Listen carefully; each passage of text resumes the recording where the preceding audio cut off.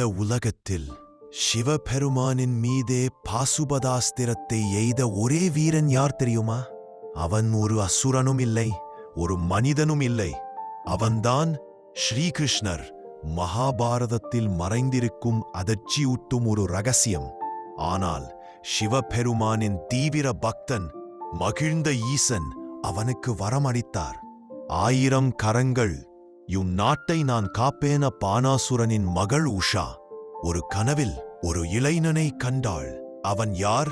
அனிருத்தன், ஸ்ரீகிருஷ்ணரின் பேரன். காதல் மலர்ந்தது, ரகசிய திருமணமும் நடந்தது. இந்த செய்தி தெரிந்ததும், என் அனுமதி இல்லாமலா திருமணம்? அனிருத்தன் கைது செய்யப்பட்டான், சிறையில் அடைக்கப்பட்டான். துவாரகாவை அடைந்ததும் யுத்தம் அறிவித்தார். ஒரே போரில் பானாசுரனின் 97 கரங்கள் வெட்டப்பட்டன. தன் உயிரைக் காக்க பானாசுரன் சிவபெருமானை அழைத்தான். நீங்கள் கொடுத்த வாக்குறுதி நினைவிருக்கா?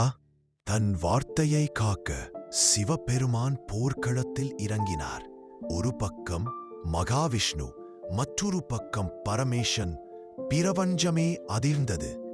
இருவரும் பாசுபதாஸ்திரத்தை எய்யத் தயாரான தருணம். அவை மோதினால் உண்மையை உணர்ந்த இருவரும் ஒரே நேரத்தில் அஸ்திரங்களை வாபஸ் பெற்றனர். மௌனம், அமைதி.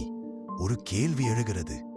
சிவபெருமானின் அனுமதி இல்லாமல் கிருஷ்ணர் பாசுபதாஸ்திரத்தை எப்படி பயன்படுத்தினார்?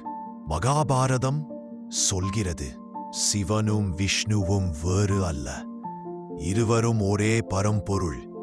அதனால்தான் சிவனின் ஆயுதம் கிருஷ்ணரின் கைகளிலும் ஒளிந்தது. ஹரே ஸ்ரீ கிருஷ்ணா, சிவனும் ஒன்றே.